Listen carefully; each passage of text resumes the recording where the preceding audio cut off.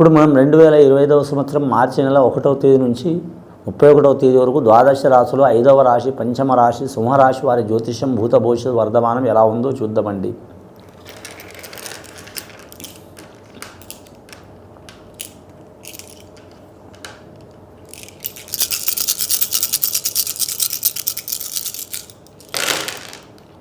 సింహరాశి వారి జాతకానికి చెప్పాలంటే 3 గవ్వలు పడ్డాయండి. వారి జాతకానికి 3వ సంఖ్య విష్ణు ఈశ్వర్ బ్రహ్మ సంఖ్య.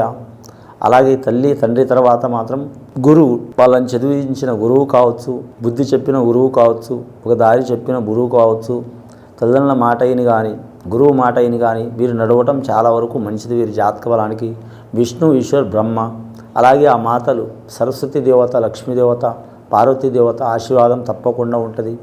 ఈ 3వ సంఖ్య అంటే మాత్రం గురుగ్రహం అండి, దేవతలకే గురుడు. వీరి జాతకంలో చూడాలంటే మాత్రం దైవశక్తి చాలా ఉంటుందండి. వీరి పేరు మీద దైవశక్తి చాలా ఉంటుంది.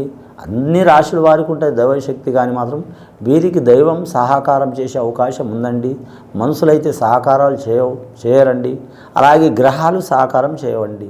వీరి పేరు మీద చూడాలంటే మాత్రం ముఖ్యంగా మాత్రం వీరి జ్యోతిష బలంలో మాత్రం చాలా వరకు మాత్రం ఈ నెల క్రిటికల్ ఉన్నదండి. సింహరాశి వారి జాతక బలంలో రాజకీయ రంగంలో ఉన్న వారికి మాత్రం ఇబ్బందులు తప్పవు. వారు ఉంటున్న ప్రాంతంలో కావచ్చు, తిరుగుతున్న ప్రాంతంలో కావచ్చు, అలాగే ఉన్న పార్టీలో కావచ్చు, కానీ ప్రతిపక్షంలో కావచ్చు, అధికార పక్షంలో కావచ్చు, విపక్షంలో కావచ్చు, ఎక్కడ పోయినా ఏదో ఒక చిక్కు చికాకు వచ్చే అవకాశం ఉంది. ఈ సింహరాశి వారు మకా నక్షత్రం వారు తగు జాగ్రత్తలు తీసుకోవడం మంచిది రాజకీయ నాయకులుగా అయితే. కానీ మాత్రం వీరి జ్యోతిష బలంలో చూడాలంటే మాత్రం ముఖ్యంగా వీరి జాతక బలానికి పుబ్బా నక్షత్రం వారు మాత్రం అడవపడే అవకాశం ఉందండి. ఆటంకాలు, చిక్కులు, చికాకులు చాలా వస్తాయి. ఖచ్చితంగా ఈ సింహరాశి వారు సూర్య భగవానుని ఆరాధన చేయటం చాలా వరకు మంచిదండి. ఆదివారం నియమం పాటించడం మంచిది.